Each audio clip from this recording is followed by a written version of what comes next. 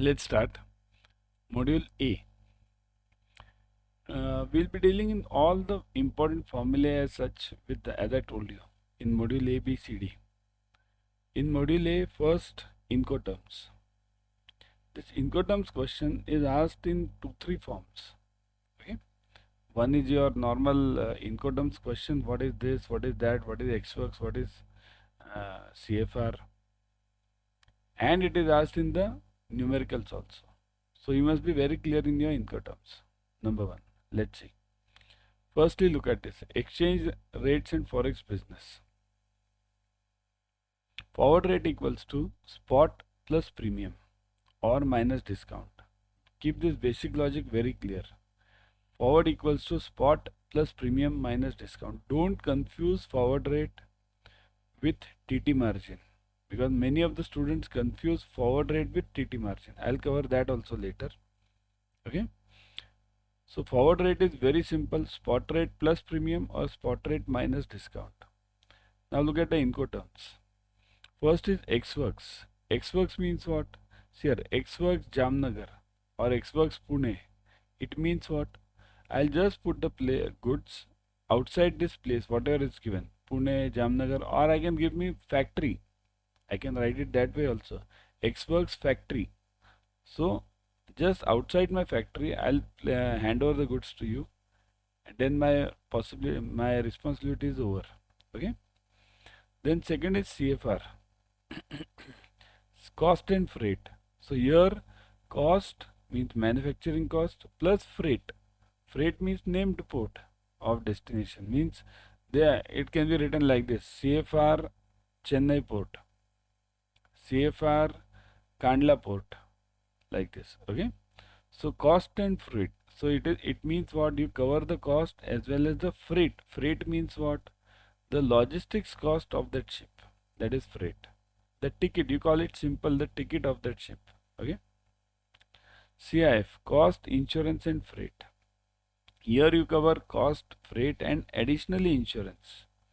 Who covers this? You cover means what? It is the responsibility of the seller. Here everything we are talking about is of the seller. Okay. So seller will cover this. Here the responsibility is going on increasing of the seller. Look at this. Now it's better. CIF. Then CPT. Now this CPT is not used in ships. It is used in mainly airway bill, means air, railway, or your truck, anything other than ship. CPT is similar to carriage paid to. This is similar to CFR. Carriage paid to means named place of destination. CPT Dubai. So this third is generally same as that of the first one. CFR is used in your ships. CPT is used in other modes of transport. Okay, there is something modes of transport. Now let me cover that also. There is a term called as combined bill of lading. They ask you many times in exam, or multimodal they call it. Okay, so modes of transport means various modes of transport. It can be I can send the goods from my factory to the port via truck, from truck port to your port. If you are in USA, then your port via ship, from that place, from that port to your place again via truck. Okay, anything I can do. So that is called as multimodal. So now CPT is carriage paid to, and CIP. This is similar to this second one, CIF. Carriage and insurance paid to. Okay, so this 2 and 4 are same. Only the difference is CFR and CIF are used in ships. CPT and CIP are used in this other modes. Okay. Next, look at this Incoterm. FCA, free carriage. Okay, this is used in ships. Free carriage Mumbai means free carriage JNPT something. Free carriage means I'll place the goods, okay, in this ship, only that. Or FAS, generally this FCA, free carriage, this is used in terms of your trucks other than ship. Okay, for this ships we use FAS, Free alongside ship. This FCA is not used in ships, huh? It's used in truck and other modes. FAS, okay? FAS, free alongside ship. So free alongside ship means what? It means that I'll place the goods on the sides of the ship, means on the jetty, along the jetty, okay? FAS. So free alongside ship. I'll just put it along that movie fights which we see in our normal movies, right? Last fight, containers, then the hero jumps, all that. That is all jetty near the port. So goods are kept there. So exporters, sellers' responsibility is over there. Then FOB, free on board. Here the goods are kept by the seller on the ship, loaded on the ship. It's called as on board.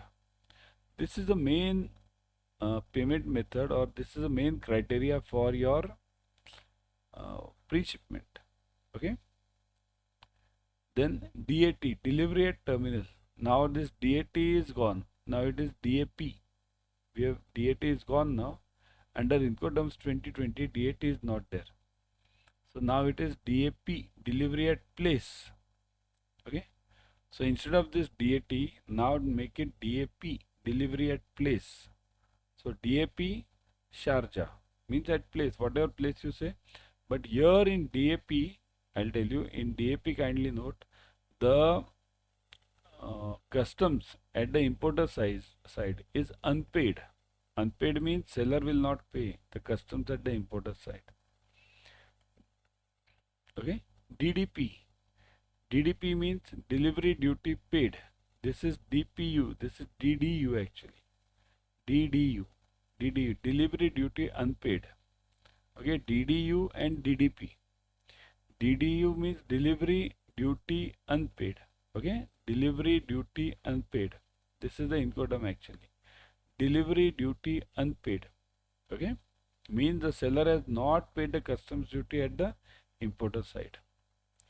Then DDP, delivery duty paid. All the responsibility lies on the seller over here. Complete responsibility. Okay. So DDP means all the customs duty, all the charges will be paid by the seller, and the goods will be made available at the buyer side. See this, the responsibility chart is given over here. Okay. Who gives what responsibility? See this. Everything is mentioned, and these are the Incoterms. You can go through them. Ex Works, warehouse service, it is given by the seller. Export packing, seller. Now everything is of the buyer remaining. Look at this, loading, origin, inland freight, all this. Now it goes on increasing. Look at this FAS, seller. See, this seller is going on increasing. FCA, seller is going on increasing. So in the end, if you see DDP, you will see everything by seller. Here it was everything by buyer on the left side, right? Next.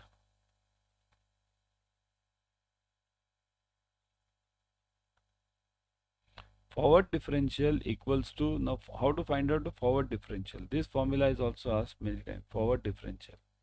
So forward differential equals to spot into interest rate differential into period upon 12 months. This is very simple. This is PNR upon 100. P is the spot, interest is R, period is N. So PNR upon 100. Okay. Only it is in months. That's why we divide this by 12 months and divided by 100. Whenever you have interest, divided by 100 without fail. For cross currency, the calculations in a two-way quote, bid rate should always be multiplied to the bid rate. Ask rate should also always be multiplied to the ask rate. Keep it very simple. Bid will be multiplied to bid, and ask, or we call it offer, anything. Bid, ask, offer, anything, one and the same thing. Or we call it sell also. Buy with buy, sell with sell. Anything is same. So you'll multiply this bid rate with bid rate and ask rate with ask rate. I've taken certain numericals in my marathon also on this. TT buying rate calculation. So spot rate minus exchange margin. See this TT buying we are calling it. Okay.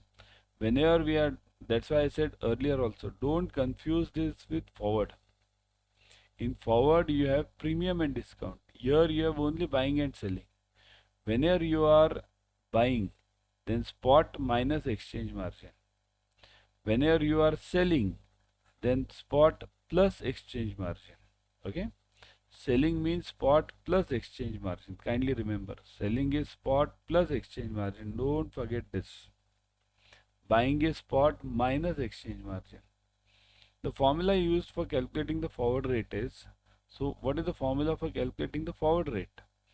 1 plus home currency interest rate upon 1 plus foreign currency interest rate is equal to end of the period forward rate upon spot rate. Means forward rate or spot rate. Okay. So the formula used for calculating the forward rate is this. Okay. 1 plus home currency interest rate upon 1 plus foreign currency interest rate. Whatever is that interest rate, add 1 on both the sides. Then you will be getting this forward rate. Okay. These forward points you will be getting. Forward premium. Forward premium means forward rate minus spot rate upon spot rate. How to calculate this? Forward rate minus spot rate upon spot rate. Okay. So that is forward premium. Got it, everyone? Next.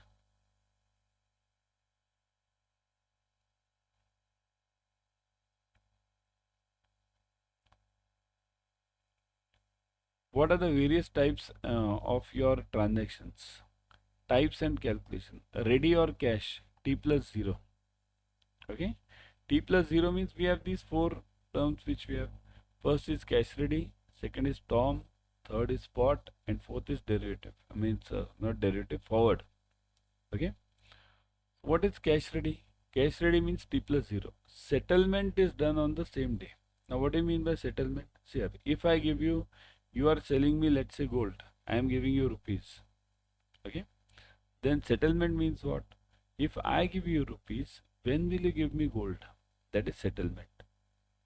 Okay. So whenever you are giving me the gold on the same day, it's called as cash. T plus 0. I give you rupees today, you give me gold today only. Tom means T plus 1. I'll give you gold today, cash today, you give me this gold tomorrow. Tomorrow means not exactly tomorrow.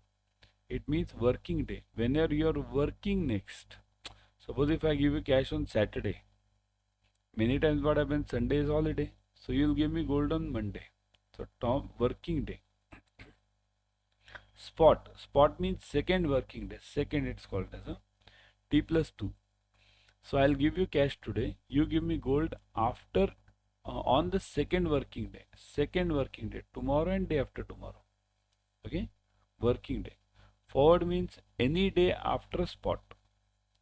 Any day after spot is called as forward. Okay. Forward rate equals to what? Spot plus premium minus discount. Again and again I am repeating because you will be getting numericals on this. Okay. Bill buying is equal to spot plus forward premium minus exchange margin. This is a basic formula used for any buying and selling. For buying it is spot plus forward premium minus TT margin or exchange margin, and for selling it is spot plus exchange margin, okay, plus this bill selling. Means whatever, if it is premium then add. In forward, kindly remember, basic logic is whenever you have premium you add, let it be buy or sell. Whenever you have a discount you subtract, and in exchange, kindly remember, if you are buying you will subtract, if you are selling you will add. Simple. Okay. So these are the important formulae in your module A. Okay. Now module B. Now module B. First is Cook's ratio. Now Cook's ratio can also be called as CRAR ratio or CAR ratio, capital adequacy ratio. Okay. Cook's ratio is an important ratio for calculation of CRAR, capital to risk weighted asset ratio. The ratio is capital upon RWA. Now capital includes two parts, tier 1 and tier 2. Look at this, tier 1 and tier 2. Okay. There is also a third capital called as tier 3, that I'll cover it later. Right now tier 1 and tier 2. In calculations we take only tier 1 and tier 2. Tier 1 means free capital. Tier 2 means paid capital. Tier 1 you don't have to make any compulsory interest payment or anything. Tier 2 you have to make some interest payment because that is a borrowed capital. Tier 1 is known as going concern. Tier 2 is known as gone concern. Tier 1 has two parts, CET1 and AT1. Common equity tier 1 and additional tier 1. CET1 has four elements. Okay. Common share, reserves and surplus, net profit, and revaluation reserves. But revaluation reserves are taken at 55% discount. So they are taken at 45% value. Additional tier 1 has two parts, PNCP and IPDI. Perpetual non-cumulative preference shares, and IPDI is innovative perpetual debt instruments. So this is total tier 1. Tier 2 has various paid methods of payment like subordinate debt, or subordinate means taking loan from somebody, or some reserves. Okay, so that is tier 2. RWA has three RWAs: credit RWA, market RWA, and ops RWA. RWA means risk weighted asset.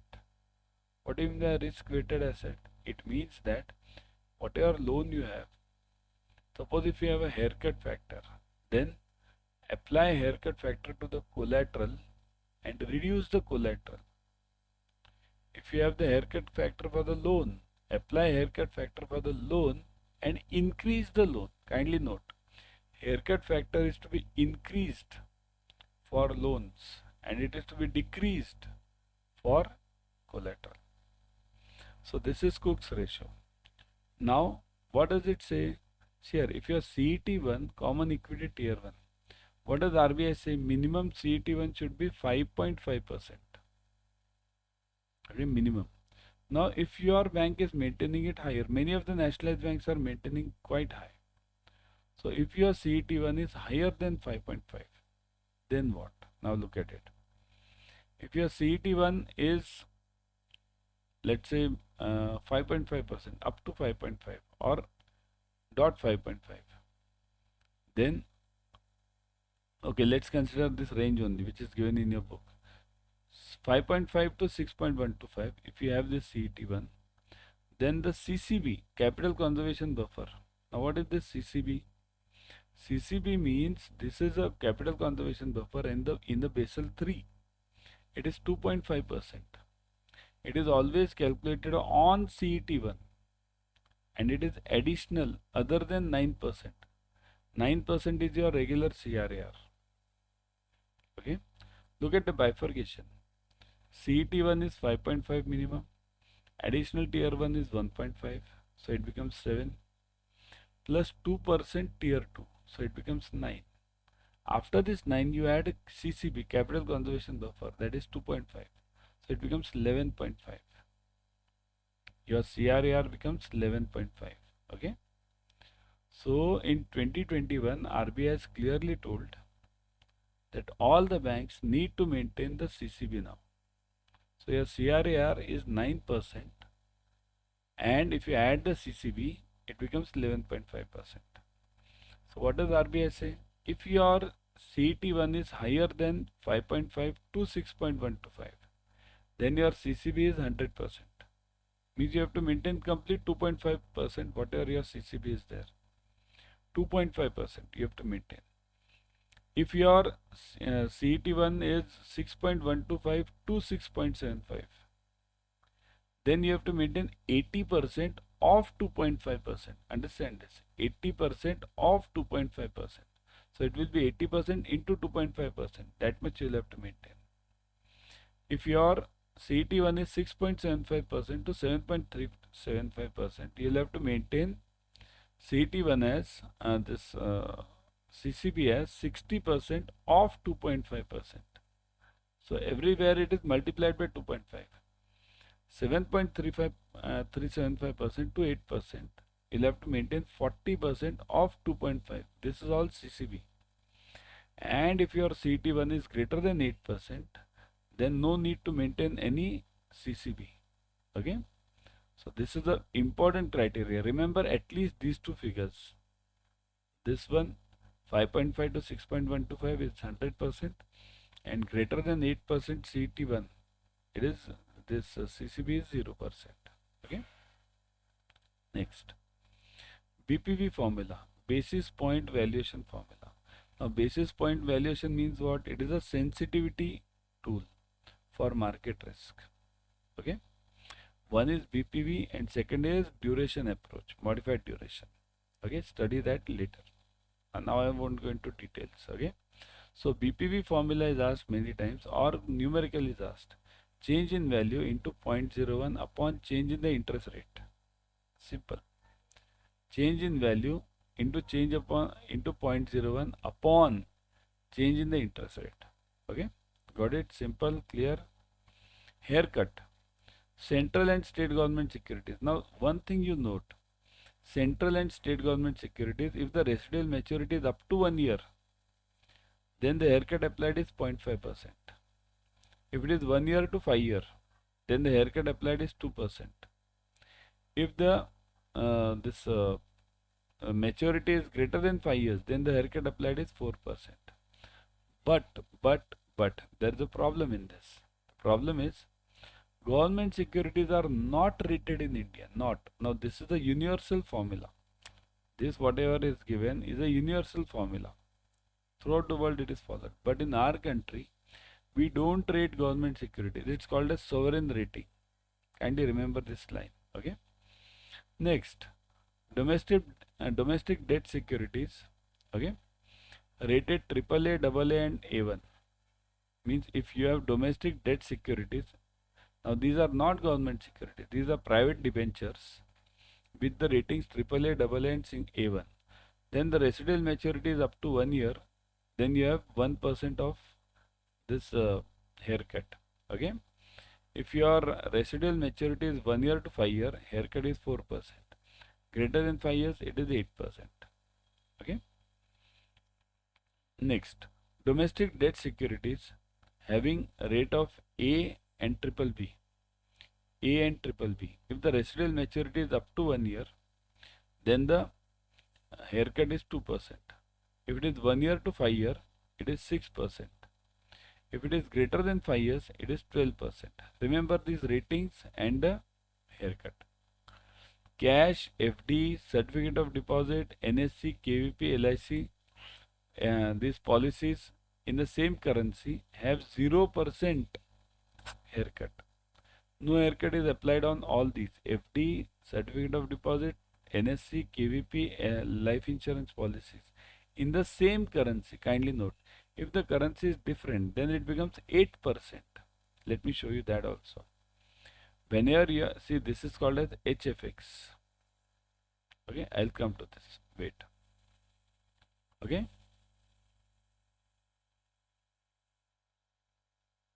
This we have done. Yeah, now this. Standard haircut for currency risk. See this HFX, what I was talking of. Standard haircut for currency risk is 8%. Okay. That is exposure collateral in different currencies.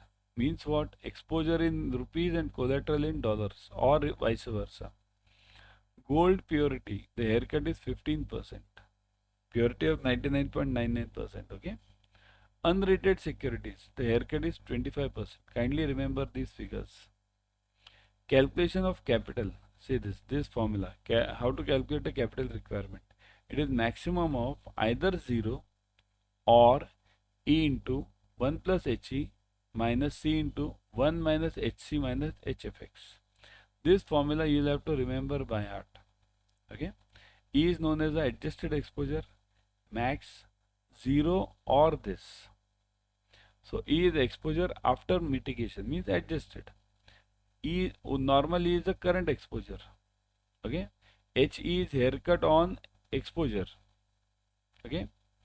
C is current value of the collateral. HC is haircut on collateral. HFX is haircut appropriate for currency mismatch between collateral and exposure. Okay. Now, as I told you, HFX is applicable only when there's a difference in the currency between the loan and the collateral. Now, If the collateral is a basket of assets, now what do you mean by basket of assets? If there are two or more assets, means one example I have taken in the live classes also, that the loan is backed by one is this RBI bonds, and second one it is backed by triple A rated bonds, debentures. So these, if it's a basket of assets, then what? Then the sum total of A1 into H1 means AI into HI, means basically this weighted average. Okay, A1 is the weight of assets in the basket and H1 is a haircut applicable to that asset. Got it? Now next, what is this collateral? See this, C equals to adjusted collateral. C into means original collateral into 1 minus HC minus HFX into maturity factor. This already I have explained. See this, HC is the haircut for collateral, HFX is the haircut for forex, MF is the haircut for the maturity factor. E star equals to maximum of 0 or E into 1 plus HE minus C star. So either of these, 0 or this, maximum of this. Okay. What is maturity factor? Remember this formula by heart, maturity factor. T minus 0.25 upon T minus 0.25. This upper T, smaller T is for your collateral and our bigger T is for the loan. See this, collateral maturity and exposure maturity. Got it? Clear? Next. Now look at these factors. HFX. Now this is very simple. Already I have told you, if there is a difference in the currency, okay, only then this 8% will work. If it's the same currency loan and collateral, then it will be 0. Okay. Now look at the MF. So this is fast. You need not waste your time. Only understand different currency 8%, same currency 0. Maturity factor mismatch. Exposure collateral. Okay. If it is 6 years, 6 years means both are of the same maturity. Then maturity factor is 1. No problem in that. If 3 years is the exposure and collateral is 6 months, then maturity factor is 0. Remember these are 5 years, 4 years, then as per the formula. 4 years, 5 years as per the formula. See here, 2 are important. Same is 1 and 3 years and 6 months. Now it can be greater than 3 also. If this is 5, then also 0. Okay, minimum is 3 years. Got it? What is this formula? This formula is this one. As per the formula means this MF, this one. This T minus 0.25 upon T minus 0.25. Okay. Next, Altman Z score. Now this topic is, it was not, means it comes in either tier of the three, ABM or BFM or ABFM. Either of these three subjects, this topic is there definitely. Generally ABM doesn't have it. Generally I'm talking, means you can't. I have seen an exam of ABM also in which Altman Z score was asked. Not this, almost 2-3 years back, means few years back. So it can be asked in anything, ABM, BFM or ABFM. But you need to understand this very clearly. What is the Altman Z score? Here it gives you the chances of any company becoming bankrupt in next 12 months. Next 12 months. Okay. So there are 5 ratios to it. Okay. We call it X1, X2, X3, X4, X5. Some books call it A, B, C, D, E, F. A, B, C, D, E. In the classes I have taken A, B, C, D, E. So you can call it anything. So what is this X1? It is working capital upon total assets. Okay. This ratio you need to remember. Working capital upon total assets. Kindly remember, everything is total assets. Denominator. Except this X4. Everything else is total assets. So X1 is what? Working capital upon total assets. X2 is what? Retained earnings upon total assets. X3 is what? Earning before interest and taxation, EBIT, upon total assets. X4 is what? Market value of equity upon total liability. That is X4. X5 is what? Sales upon total assets. Okay, so remember these ratios. Again revise this before going to the exam. Weightages are 1.2, 1.4, 3.3, 0.6 and 1. Okay. So this is the basic formula of Altman Z score. Z equals to 1.2 x1 plus 1.4 x2, 3.3 x3, 0.6 x4 and 1 x5. Okay. So this is basically Altman Z score. Now VAR, value at risk. Value at risk equals to volume into volatility into probability. Simple rule. Okay. So Z value at 99% confidence is 2.33. Now I'll give you one more which is not given over here. Okay, let me first cover these one. 99 is 2.33, 95 is 1.65, 90% is 1.28. Okay, now I'll give you three more. 68.3, 68.3%, it is 1 confidence level. Okay, it's called a 68, 95, 99 rule. So 68.3, this confidence level is, this is Z value is 1. 95.5 confidence level is 2. This Z value is 2. 95.5 and 99.7 Z value is 3.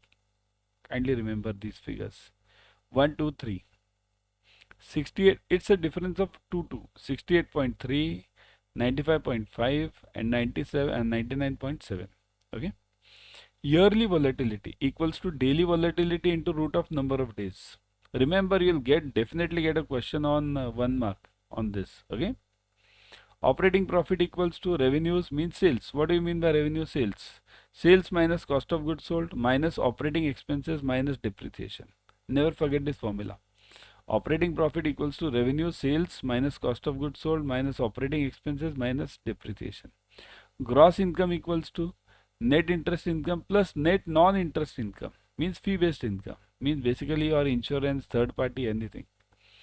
Capital charge equals to gross income into alpha factor. Now alpha factor means what? This alpha factor is 15 when you use the basic indicator approach, BIA. Okay. Next, gross income. Now how to calculate the gross income? Net profit plus provisions and contingencies plus expenditure incurred under Schedule 16 minus profit on HTM and irregular non-banking incomes. Here minus HTM means what? Held to maturity. Okay. And this irregular and non-banking transactions. Okay. So that is to be subtracted. Got it? Income on non-banking transactions. Got it? So basically gross income is net profit plus provisions minus expenditure on Schedule 16. What is Schedule 16? Operating expenses minus this this profit on HTM and irregular income. Okay. Next. So now formula number 2. Gross profit equals to gross income equals to operating profit plus expenditure on Schedule 16 minus profit on HTM and non-banking. So it is same one. Operating profit equals to net profit plus provisions and contingencies. So this is operating profit. Okay. Gross income. Remember this very thoroughly. Gross income is defined as a net interest income plus non-interest income. So gross income is net interest income plus non-interest income. Non-interest income excludes the profits and losses arising out of the following. So non-interest income will exclude this. What is excluded? Held to maturity transactions, income from insurance business, any, one sec, let me take it above. Yeah, income from insurance business and any irregular non-banking transactions. So non-interest income excludes, kindly note, it excludes the profit and losses arising out of this. Held to maturity transactions means basically your CRR SLR transactions in the banking book. Income from insurance business, that is excluded. Any irregular and non-banking transactions. So these three are excluded, kindly remember. There are 8 lines of businesses in banking, basically 8 types of banking or 8 departments in banking. So these are corporate finance, trading and sales, retail banking, commercial banking, payment and settlement, agency services, asset management and retail brokerage. Now this comes under your operations risk and this is a standardized method. See, basic indicator approach, this BI you found out 15% as a beta factor, and whenever you have this, you use the standardized approach, you use these factors. So now look at this. How to remember this? There are total 8 lines and 3 percentages, 12, 15 and 18. So you have to remember these three, 12, 15 and 18. Got it? So what is it? Let's see 12. Mainly 12 will be asked to you in exam, mainly. See here, I can't guarantee you that only 12 will be asked, mainly. Why? Because the retail banking is there in 12%. See this. Retail banking is in 12%. Then another 12% is asset management. And again, retail brokerage is in 12%. So this much is the risk. See, low risk and low risk. Whenever you have a 12% risk factor, it's obviously low. Then you go to 15. 15 is commercial banking. Then agency services. Okay, so 2 are under 15 and 3 are again under 18% high risk. Corporate finance, trading and sales, and last one is payment and settlement. So these 3 are under high risk category, 18%. So again remember the figures, 3 to 3, simple logic. Okay, 3 to 3. 3 to 3 means, see this, it's given over here also. 3 to 3, see this. 3 are in 18, 3 are in 12 and 2 only in 15. Okay. So remember these names by heart. Okay. Corporate finance is 18, trading and sales is 18 and payment and settlement is 18. Commercial banking and this agency services are under 15% and under 12 it is asset and both retail. So these are in 12. Got it? Next, average of gross income into alpha factor for each of the last 3 financial years, excluding the years of negative or gross income. Now, what is this? This is again BIA, basic indicator approach for operations risk. So, this alpha factor is 15. But whenever you take the average of 3 years, you have to take the average of 3 years positive income. So, exclude the years with negative or zero income. Both are to be excluded, profit also, that loss also, and the year also. Okay. Gross income equals to net profit plus provisions and contingencies plus operating expenses. So gross income means what? This already we have seen it, but again, net profit plus provisions plus operating expenses. Alpha factor is 15%. Just now we saw it earlier also. Next, individual bank minimum capital conservation ratios. Assuming the requirement of 2.5% each of the capital. Now this already we have done it earlier. 5.5% to 6.75, 100%, 6.75 to 8, 80%. So CCB you have to maintain. Already I have taken this. So let's move ahead. Duration. Duration, there are two types of duration. One is Macaulay, second is modified. Macaulay duration means what? Macaulay duration is that duration in which the interest rate risk of the bond is zeroized. Interest rate risk of the bond is zeroized. Okay. So the other meaning is this, describing bonds price sensitive, but this is modified duration to the yield change with a single number. So this is modified duration, describing bonds price sensitivity to the yield change with a single number. So this is modified duration, not Macaulay. Macaulay's interest rate risk is zeroized. Modified is your change in the price sensitivity of the bond with respect to the interest rate or yield. Okay. Duration equals to what? Cumulative revised period upon revised period, revised price. Okay. So it is here. Duration means Macaulay duration. It is simply summation of YAD, year, amount and discounting factor. Multiply these three upon AD. Amount and discounting factor. What is amount? Whatever coupon you get, and at the end you get that principal value also, face value. Okay. This numerical already we have taken. Modified duration equals to duration upon 1 plus R. So this is modified duration. So duration means MAC duration, Macaulay. Macaulay you have found out over here. This is Macaulay duration. This is Macaulay duration. Okay. So Macaulay duration is YAD upon AD. Modified duration is Macaulay duration upon 1 plus R. What does modified duration give you? Approximate change in the price. Okay, this is basically modified duration. See here, already we have seen this price sensitivity to the yield change. So what is the approximate change? It is modified duration into yield change. Okay, modified duration into yield change. It's always minus. Why minus? Because if the yield goes up, then the price will go down. If the yield goes down, then the price will go up. Okay. Price volatility equals to yield volatility into BPV into yield upon price. So price volatility is yield volatility into BPV into yield upon price. Got it? That is price volatility.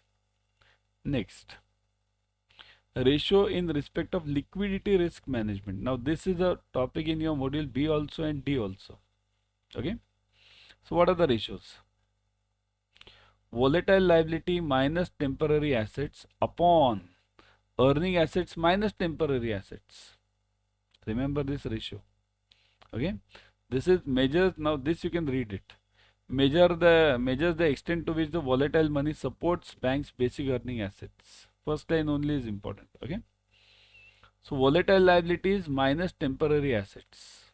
Got it? What is volatile liabilities? Means saving current, which can be volatile, which can move on. Now this volatile can complete saving and current is never volatile.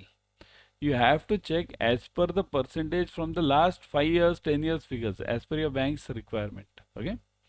Upon earning assets minus temporary assets. So this should be minimum average is 40%. See this industry average is 40%. This also you have to remember. Core deposits upon total assets. Now this is all related to liquidity risk management. Core deposits upon total assets. So that is 50. Okay, extent to which assets are funded by the stable deposits. Core means what? Stable. Now again, what is stable?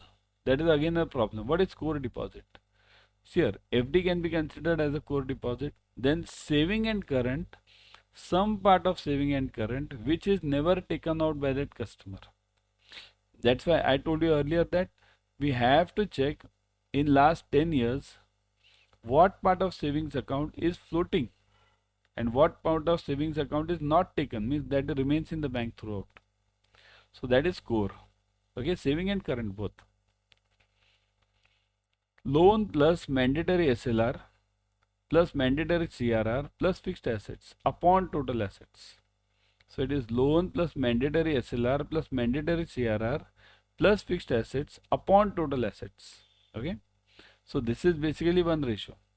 What does it give you? Loan including mandatory cash reserves and statutory liquidity requirements are least liquid, and hence the high ratio signifies the degree of illiquidity embedded in the balance sheets. Illiquidity means if this ratio is high, it means you have illiquid money. Okay. Next, loan plus mandatory SLR plus mandatory CRR plus fixed assets. So this is in the numerator upon core deposits. So what does it give you? Measures the extent to which illiquid assets are financed through the core deposits. See this, illiquid assets. Illiquid asset means which do not give you, which are not directly, which do not give you the liquidity. Okay. So loan plus mandatory SLR plus mandatory CRR plus fixed assets. Okay. Next.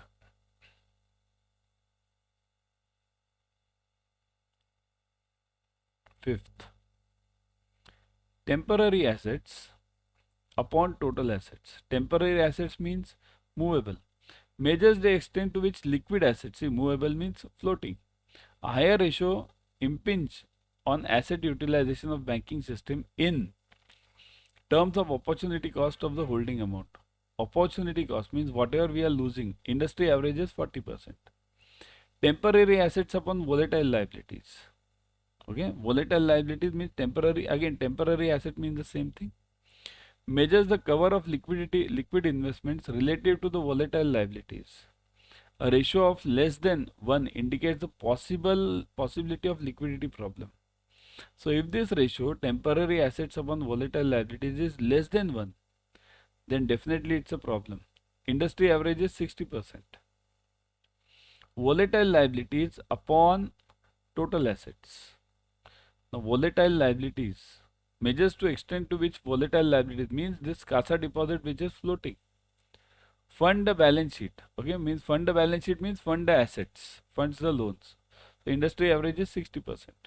Okay. Now what are volatile liabilities? Look at this. Volatile liabilities are deposits plus borrowings and bills payable up to 1 year. LC full outstanding. Component wise CCF factor. CCF means capital conservation factor. Credit conversion factor. Now there are so many. CCB, capital conservation buffer, and CCF. Okay, CCF means this credit conversion factor. Okay, CCF of other contingent credit and commitments. Swap funds, buy or sell up to 1 year. So these are all volatile liabilities. Current deposits and savings account deposits, that is CASA deposits, reported by the banks as payable within 1 year. Okay, these are all under volatile, are included under the volatile liabilities. So remember these, under 1 year. Borrowings include from RBI, call, other institutions, and refinance. So borrowings means what? It will include from RBI. Means whatever I have borrowed from RBI, whatever I have borrowed in call money, and whatever I have borrowed in this refinance. Temporary assets. Cash plus excess CRR balances with RBI, plus balances with banks, plus bill purchase discounted up to 1 year, investment up to 1 year, and swap funds up to 1 year. So this is temporary assets. Okay, cash plus excess CRR balances with RBI. Okay, excess CRR, whatever is above CRR, plus balances with banks, other banks, whatever deposits you have with other banks. Bill purchase discounted up to 1 year. These are all temporary assets, plus investment up to 1 year, plus swap funds up to 1 year, means anything up to 1 year. Earning assets, total assets minus fixed assets, plus balances in the current account with other banks, plus other assets excluding leasing and intangible assets. So this is earnings. Here, why have we excluded this other banks? Because it's in current account. Current account won't fetch you any interest, right? Fixed asset, it won't fetch you any interest. So that's why it's not a earning asset. Okay. Other assets excluding leasing and intangible assets. So these are also removed, right? Intangible means what? Your trademark, your copyright. That doesn't give you any interest. Core deposits. All deposits including CASA above 1 year. Liquidity statements plus net worth. So all deposits above 1 year. So CASA also. That's why I told you have to divide this CASA into two parts. One which is floating, one which is fixed. So that is considered as core deposit, CASA, which is not taken out by the customer. Net stable funding ratio, NSFR. Now this is under Basel III. Basel III has basically four ratios. One is NSFR, LCR, see this LCR, then leverage ratio, and last one is Cook's ratio. Okay, these are the four ratios. So NSFR means what? Available stable funding upon required stable funding. Okay, NSFR is available stable funding upon required stable funding, and it should always be greater than 100%, or 1, you can call it anything. Greater than or equal to 1 or 100%, NSFR. LCR means what? Liquidity coverage ratio. This is for short term. NSFR is for long term. LCR is for 30 days. Generally, NSFR is for generally 1 year. So it is, what is LCR? Stock of high quality liquid assets divided by total net cash outflows over the period of next 30 days. So HQLA upon cash outflows for 30 days. HQLA means what? High quality liquid assets. Means what? What are high quality liquid assets? Government bonds. Suppose if you have government bonds with you, you can sell it anytime. Those are immediately sellable in the market, right? Next. Name of Basel III liquidity return. Now what are the returns of Basel III? Statement of LCR, liquidity coverage ratio. Okay, it is under BLR 1. Okay, submission monthly, time period for which it is to be reported within 15 days of the closure of the month. Next, statement of funding concentration means how much is the concentration of your loans. BLR 2, monthly within 15 days. Statement of available unencumbered assets. Unencumbered means free assets. It is under BLR 3. It is R, BLR 3. Okay, let me make it, cancel this. It is BLR 3. Okay, so BLR 3, it is within a month, quarterly reporting within a month of closure. Means if the quarter closes for March, you have to report it by the end of April. LCR, liquidity coverage ratio, by significant currency. Significant currency means the currency which I am having maximum. Generally, dollar is a significant currency. It is under BLR 4. Reporting is monthly, within a month. Okay. Statement of other information of liquidity. Other information. Okay. So it is monthly, within 15 days. Okay. Got it? Remember these 5. How is the reporting to be done? BLR 1 to BLR 5. Okay. Average receivables. Total credit receivables upon 360 into average collection period. Okay. So it means what? Average receivables. What is your debtors? Average debtors. Average credit sales upon 360 into average collection period. Got it? Next. Loan to value ratio, LTV ratio. Loan amount sanctioned upon appraisal value of the property, mainly used in home loans. Loan to value means loan amount sanctioned upon appraisal value of the property into 100. Okay. Now look at the various risks and financial services.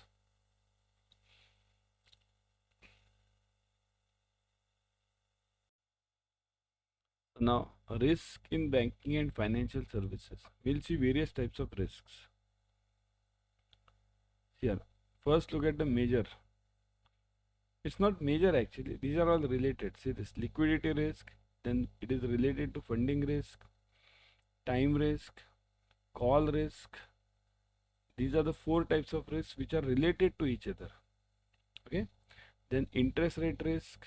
Now this is related to what? Interest rate risk. Look at this below. There's a connection between these. Okay. Gap or mismatch, yield curve risk, basis risk, embedded option risk, reinvestment risk, and liquidity risk. So these are related to each other. Now you'll say liquidity risk is here also, there also. It's related. Okay. Then market risk, forex risk, price risk, again liquidation risk. Liquidation and liquidity are different. Okay. Price risk is also related to interest rate risk. So these two, interest rate risk and market risk, these can be related to each other. Kindly note. In fact, these three can be connected with each other. Kindly note. Okay. Always these 3 can be connected with each other because these are related to the same effect, that is related to the market. Okay. Credit risk. Oh, market risk done. Yeah. Credit risk.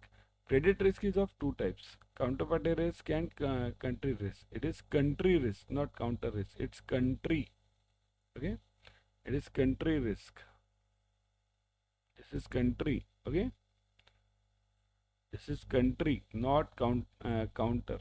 Got it?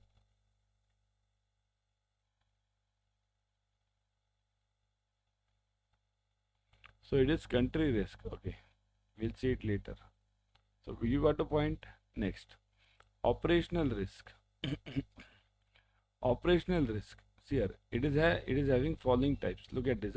Fraud risk, communication risk, documentation risk, transaction risk.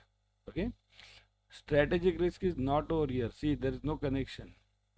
So competence, model risk, cultural risk, external events risk, legal risk, regulatory risk, compliance risk, and system risk. It's not systemic, it's system. Okay. Systemic is different. What are the other risks? Reputation and strategic risk. Okay. So these are basically the major types of risk which we face in the banking system. Got it? Now you will ask me, where is systemic risk? Systemic means failure of the entire banking system. Okay. This systemic risk will somewhere relate to overall banking failure, this market risk. Okay. Because market risk means which is not in your hands. External events. This leads to interest rate risk. This leads to liquidity risk. And this overall leads to the systemic risk for the overall banking. Systemic risk means what? That risk which due to the failure of one bank, the entire banking system collapses. Okay. Now leverage ratio calculation. It is calculated as under capital exposure upon exposure measure into 100. So capital upon exposure into 100. Okay.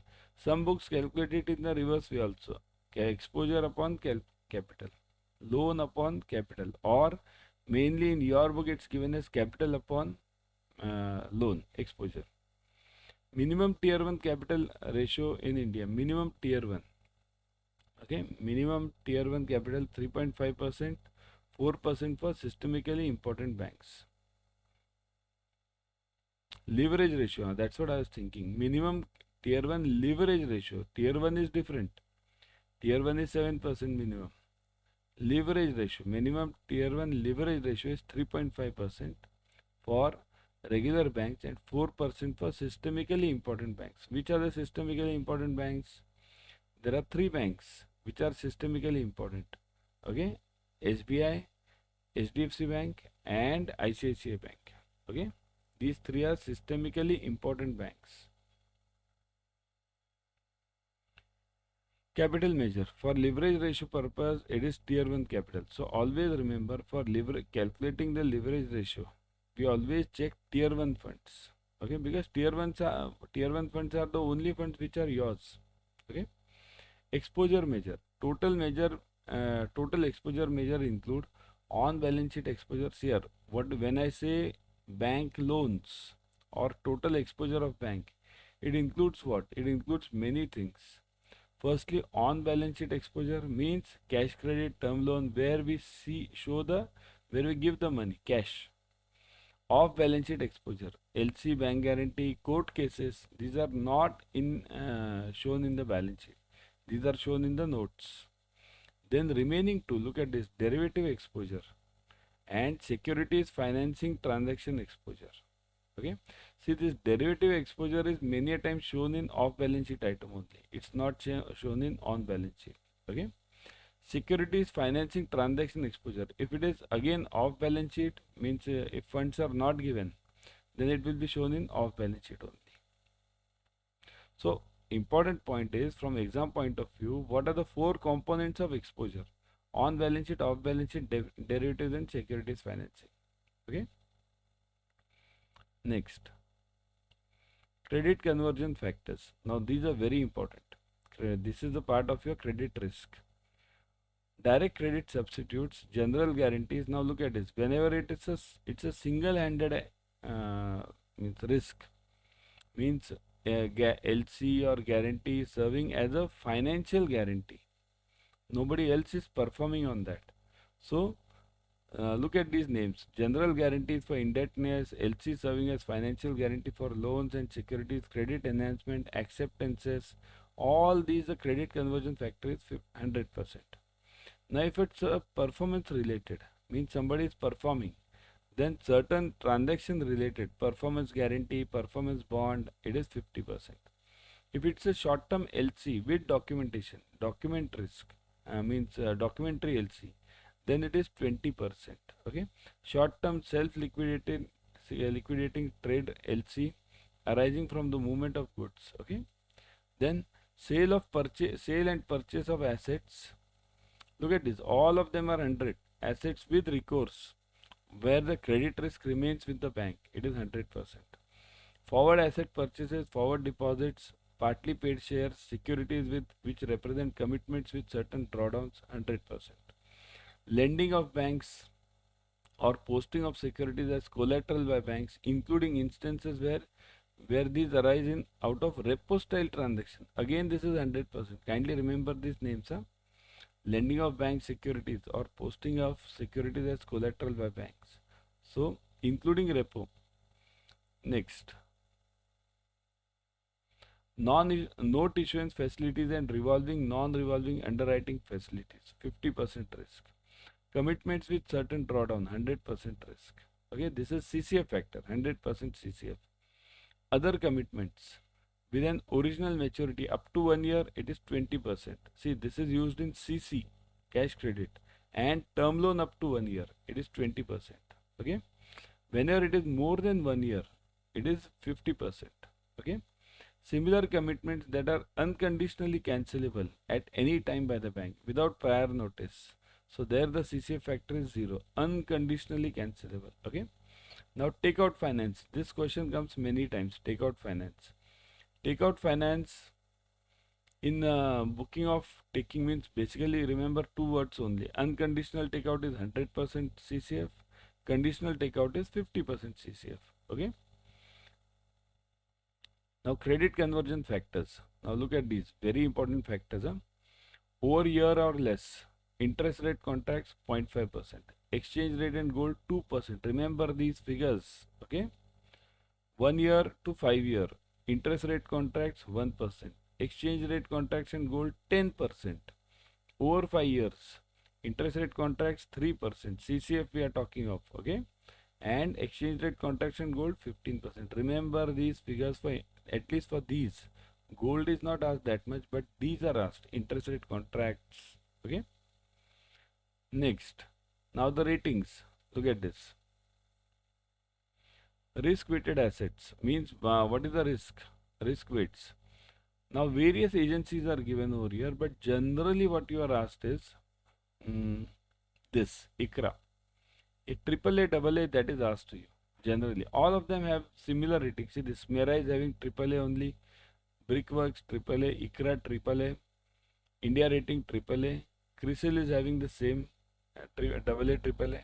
CARE is also having the double A, triple A. So, whatever is a long-term funding, it's always the triple A, double A, then single A, then BBB, like that. So remember the ratings standardized risk weight for this. For triple A it is 20%, double A is 30%, single A is 50%. Okay, triple A 20, double A 30, single A 50. You go ahead. Then you get triple B, minimum triple B 100, double B 150, and then you have unrated. Unrated is 100. See this, it's over here.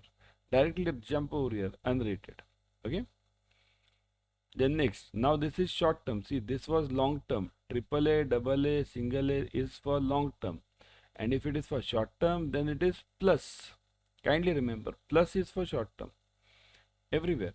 So look at this. Everywhere you look at this. A1 plus, A1 plus, A1 plus. It is same logic again. 20, 30.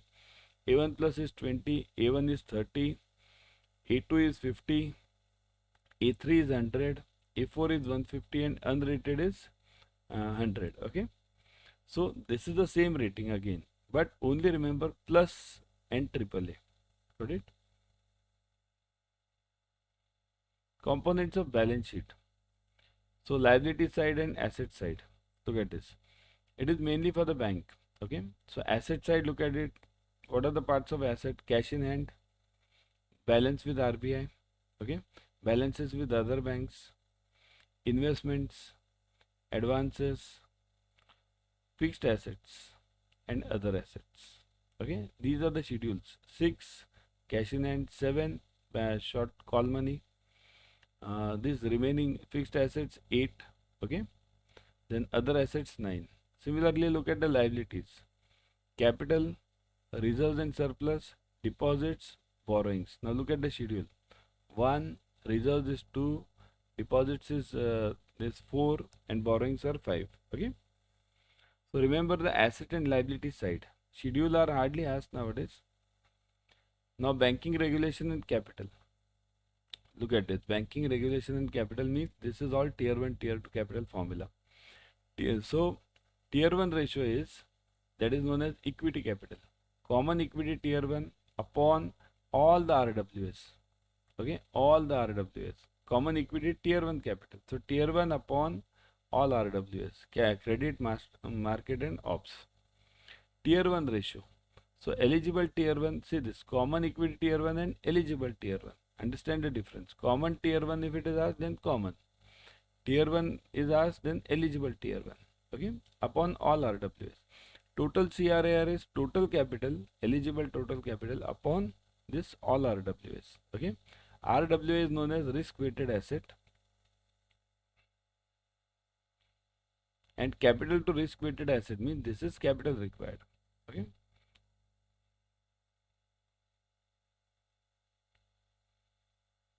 This, okay, somebody had this. Capital to risk weighted asset means CRAR. Okay, capital to risk weighted asset ratio. This is the formula, CRAR. Full form, CRAR. So now, what does Basel say about this? Minimum CET1 should be 5.5%. AT1 should be 1.5% minimum. Tier 2 should be 2%. Total becomes 9%. After this CCB is brought in, that is 2.5%, and total becomes 11.5. So this is the CRAR ratio prescribed by RBI. It is 11.5. Many books give you 9%, but now from 2021, RBI has told that you have to maintain minimum 11.5 including CCB. CCB is always calculated on tier 1 capital, not on anything else. Okay. Next, what are the this PCA, prompt corrective actions? Consequences for not maintaining regulatory capital. If you don't maintain minimum CRAR of 9%, understand the difference. CR, if you don't maintain 11.5, if your CRAR is between 9 to 11.5, okay, you won't be allowed to give the dividends. If your CRAR is less than 9, then you will be under this PCA action. PCA means what? It's called a safe banking concept. There, you are not allowed to give the loans. You are allowed to invest only in government securities. Very important part. Okay. Next, capital limits, maxima and minima. So what is that? Now capital limits means minima and maxima. Here, common equity tier 1 must be at least 5.5% of the RWS for credit, market and ops risk. Tier 1 capital 7%, already I have told you. Within minimum tier 1 capital, additional tier 1 capital can be admitted as 1.5%, 81. Okay. So this is within the 7% only. 5.5 plus 1.5 is 7. Now this is same, 9% is total tier 1 plus tier 2. Above this 9%, within this minimum 9%, we have to admit this 2% 82 tier 2 capital. Tier 1 plus tier 2 is 9, so tier 2 is 2%. In addition to this 9%, you have to add this 2.5%. That is already we have discussed it. Okay. This is same, so no need to discuss it again. Now let's focus on horizontal disallowance. Now kindly remember there are 3 zones. Okay. Within the zone, if you have to solve anything, here firstly understand disallowance is allowed in long and short bonds. The bond should be long, can be adjusted with short. Short can be adjusted with long. Long with long cannot be adjusted. Short with short cannot be adjusted. If it is within the same zone means between the different time band. This is called as time band. So if these are between the time bands in the same zone, then this allowance is allowed up to 5% only. I'll cancel this now 40. RBI says it is allowed up to 5% within the zone. Okay. So zone 1, within the zone 1 I have to solve it, then it is 5%. Within zone 2 I have to solve it 5%. Within zone 3 is bigger. Look at this, it's below also. This is zone 3. So this is all 5%. It's not 40, 30, 30. It is 5%. It's given in your book also. If you have to solve between the adjacent zones, means there is a bond long of this zone 2 months and you have to adjust it with 3 years. So you'll be taking the factor as 40%. So this is same 40. Zone 1 to zone 2 40%. Zone 2 to zone 3 again 40%. This is also correct, 40% over here. Okay, 40%. Okay. Now if you have to adjust the bonds between zone 1 and zone 3, distant, long distance bonds, then you have to adjust it to 100%. Okay, 100%. And always remember, whenever you solve the bonds, first solve within the same zone, then solve in the adjacent zones, then solve in distant zones, means long distance zones. Okay, this is a sequence you have to follow without fail. Now module C.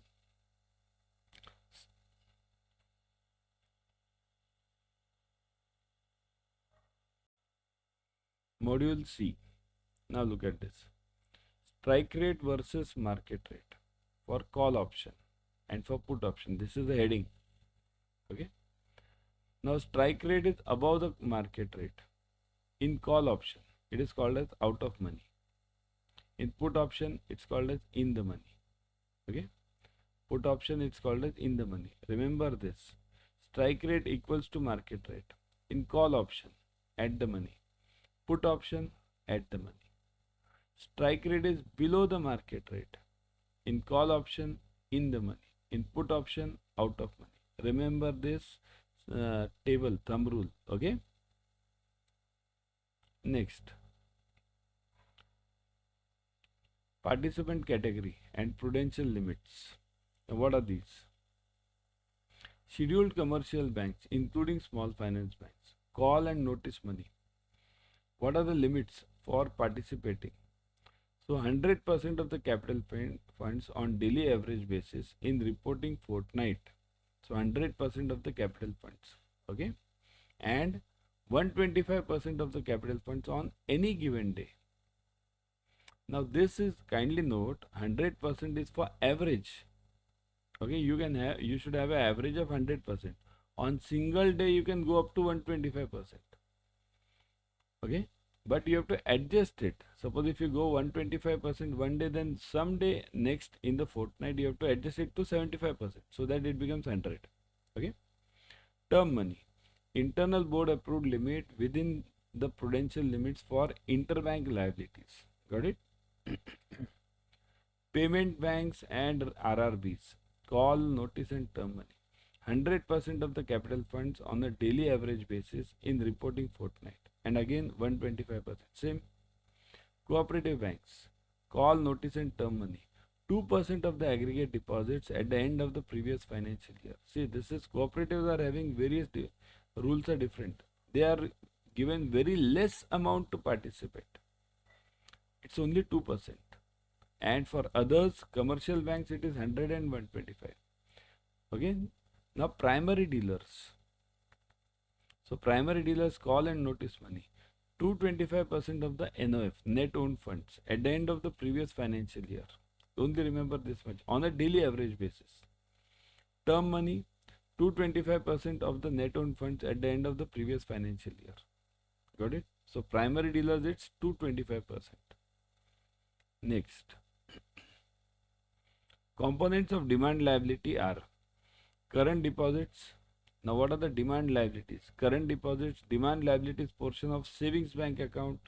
See, savings bank, there are two parts. One is demand liability, second is fixed liability. Means that component of savings account which is not withdrawn by the customer. Margins held against the LCs.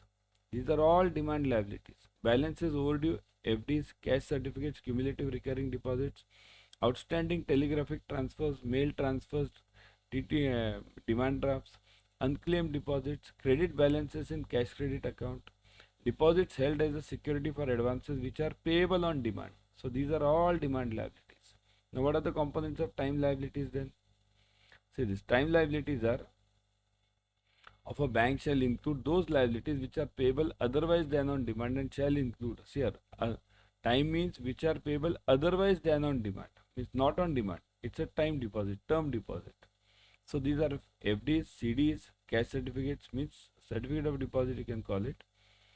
Cumulative and recurring deposits, time liabilities portion of the savings bank account. I told you in the two parts which the customer does not withdraw in savings and current, both CASA.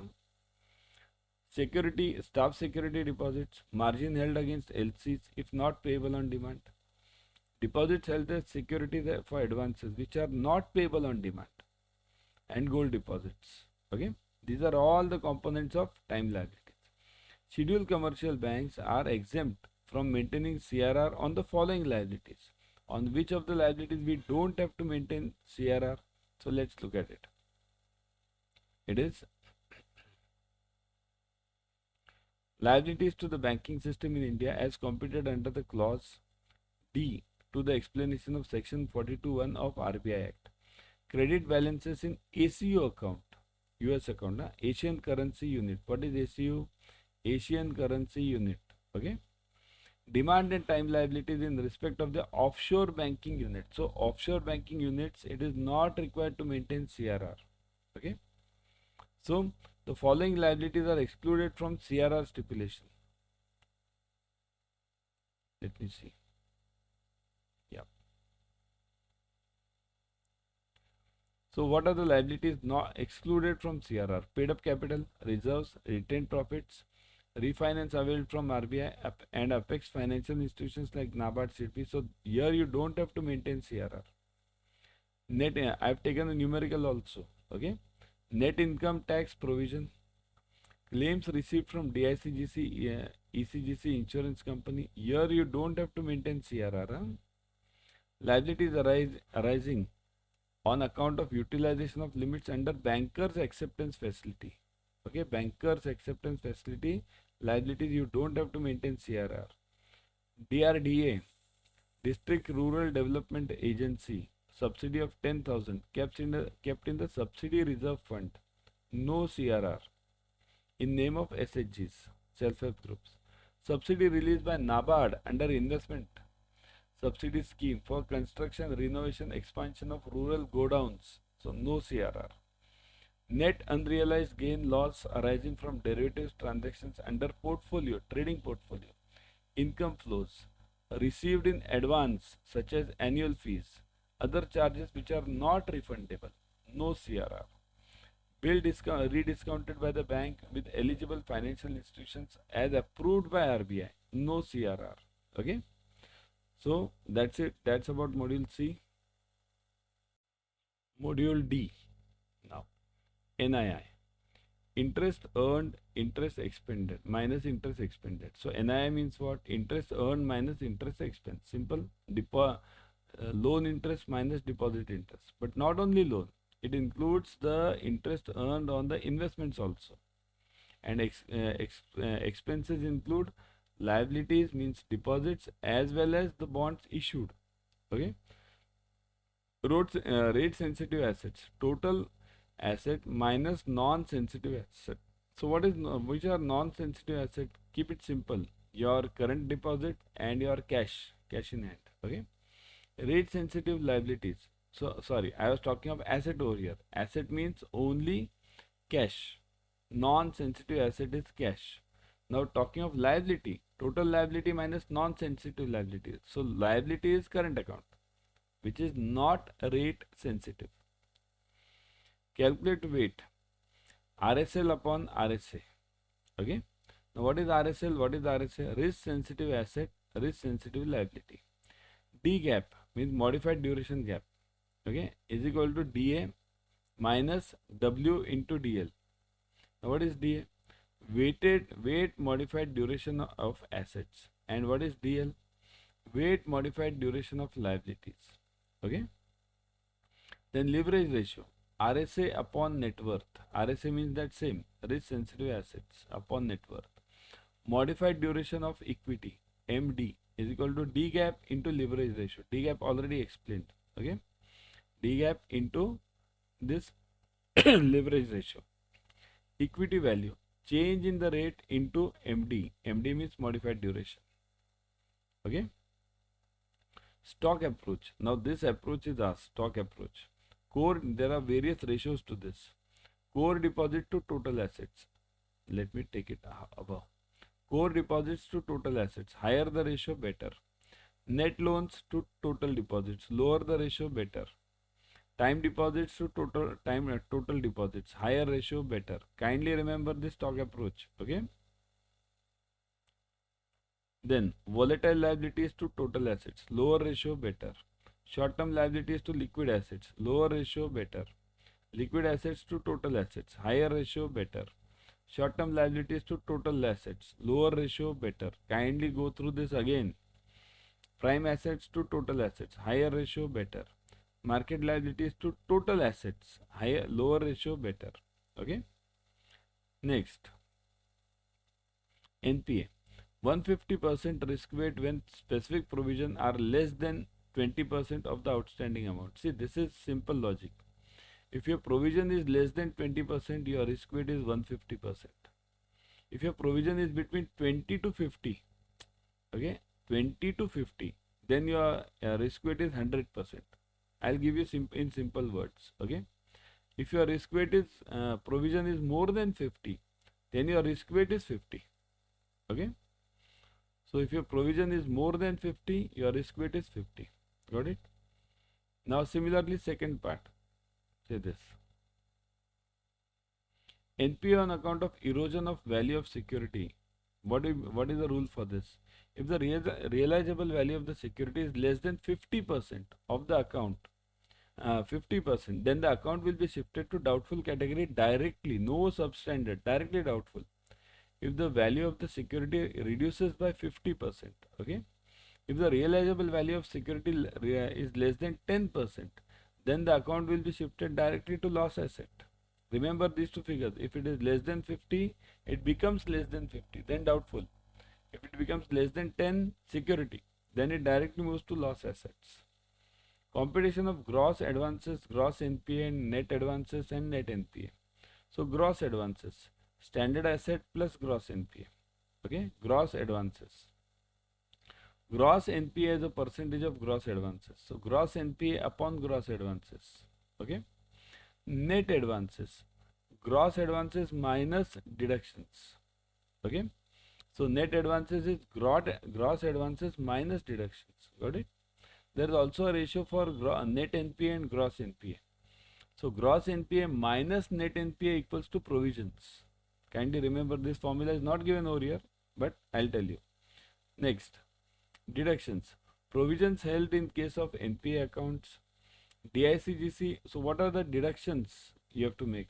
These deductions which is mentioned net advance equals to gross minus deduction. These are the deductions. Provision held in case of NPA accounts. DICGC, ECGC claims received and held pending adjustment. Part payment received and kept in suspense account or similar. So these are the deductions.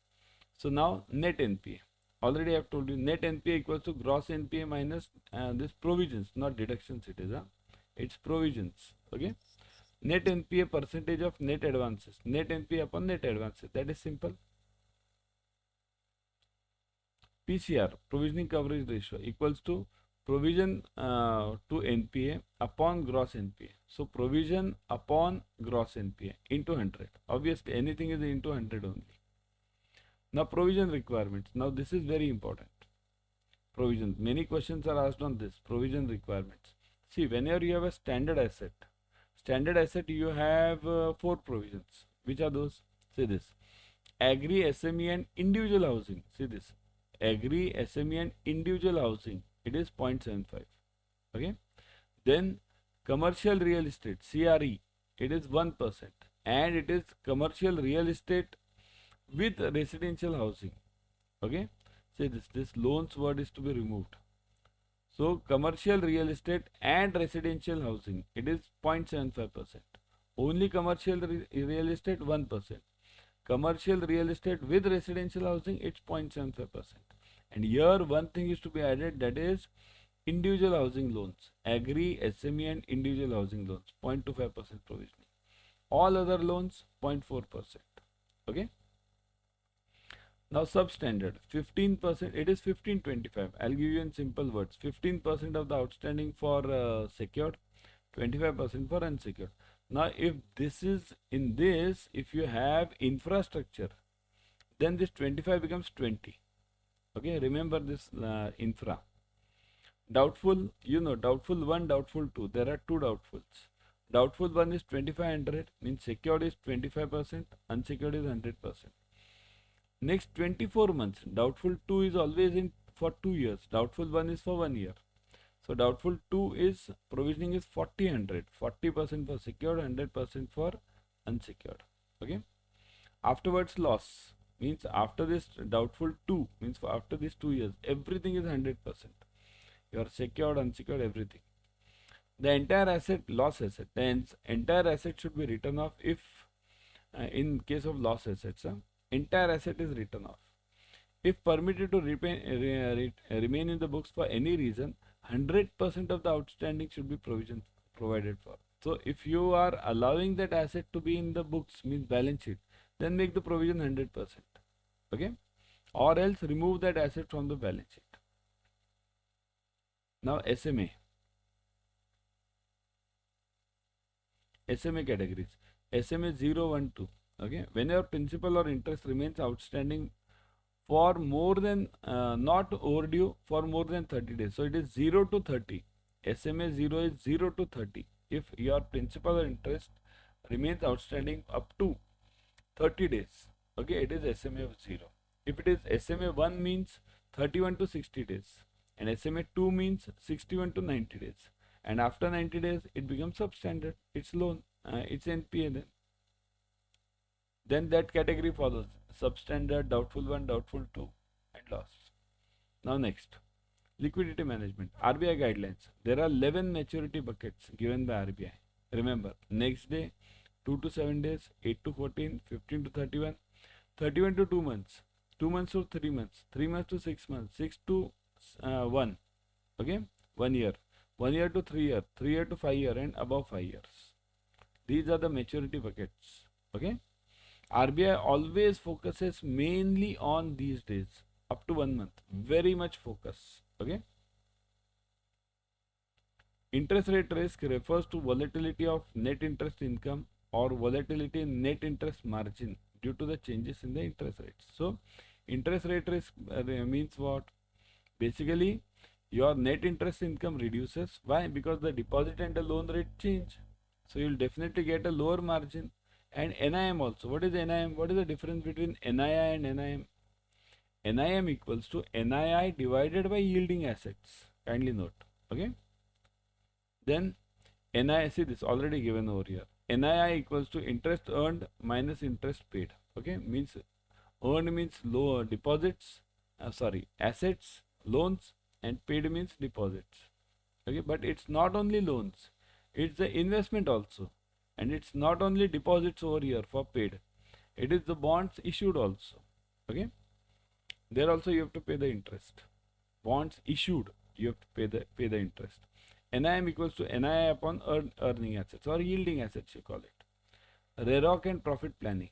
So EVA, economic value addition, it focuses on the creation of value due to particular and during a particular period in excess of required return of capital. So remember this definition: focuses on creation of value during a particular period in excess of required return. In excess of required return. Huh? EVA formula, remember this by heart. EVA formula measures the residual economic profit and it is given by profit minus capital into K. K is known as the discount rate. It will be given to you in exam. Okay, so EVA equals to profit minus capital into K. So risk capital or REROC is a part of risk adjusted performance measure. So risk capital or REROC means what? Risk adjusted performance measure. It's a part of this. Now risk capital is calculated as under. Risk capital equals to VAR equals to volume into volatility into Z value. Z value, we have seen this in the numericals also. Z value. Okay.